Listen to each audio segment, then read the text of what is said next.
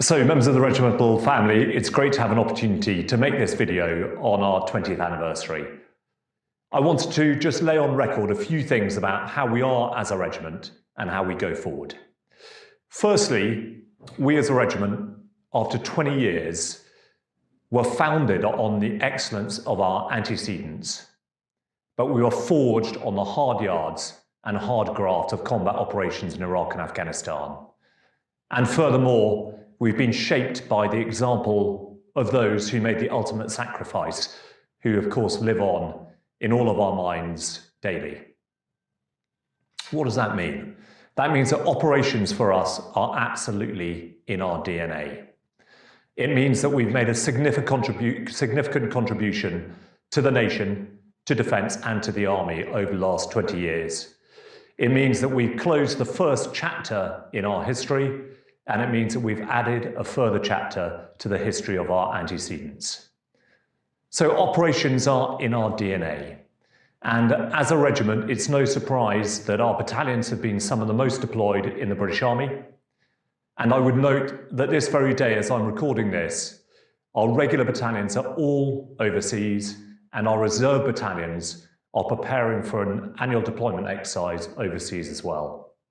And I would note that Balaclava Company has just returned from public duties down in London.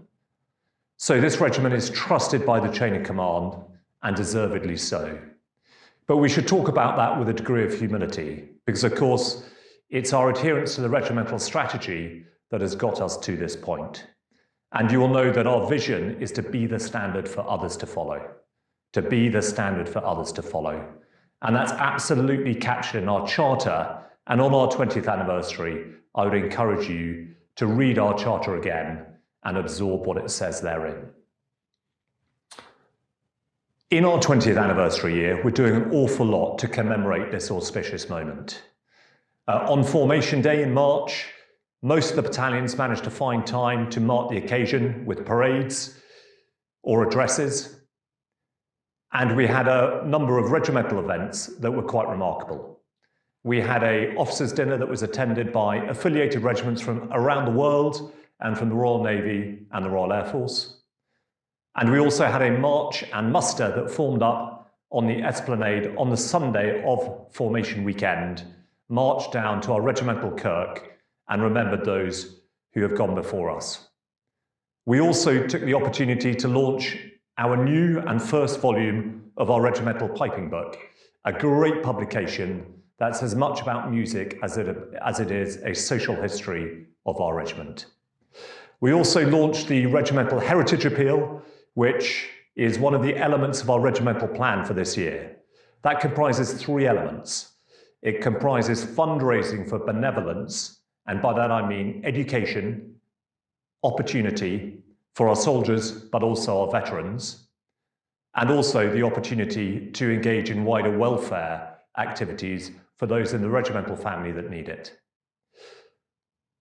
The other aspect of the 20th anniversary Heritage Appeal is a statue. Now you may ask why we're putting up a statue. For the last 20 years, we've been almost exclusively focused on operational excellence and operations abroad. And I'd note that we don't have any external artifacts to anchor us as a regiment in Scotland. The regimental statue will do just that. It is the lion rampant in our cap badge, in repose. It's going to be a remarkable bit of artwork, but a fantastic rallying point for the regiment in Princes Street Gardens, and it will be unveiled on the 1st of July. It's going to act as a rallying point that we can use in order to commemorate, in order to celebrate, or in order to just gather. It's an opportunity for all members of the regimental family to come together. So, regimental statue, 1st of July unveiled, do come and see it. I'd also just like to reflect on the fact that we've got wider activities happening this year. So on the 1st of July, we're also exercising the freedom of the city of Edinburgh, marching through it with our colours flying, bagpipes playing, drums beating and bayonets fixed. And Dundee has also offered us the opportunity in June to do the same, and Inverclyde in September. So great honour there, but also a great opportunity to reconnect with a society that supports us. But I'd like just to come back to where I started, and that's on operational excellence. That is our very rationale, and being ready is of real importance in the current era.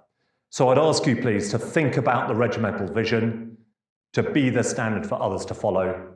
Think about it, how it applies to you as an individual. Think about it, how it applies to you in the organisation you're serving in, and seek to live it every day. Thanks very much for listening, and look forward to seeing you over this really important year. Thanks.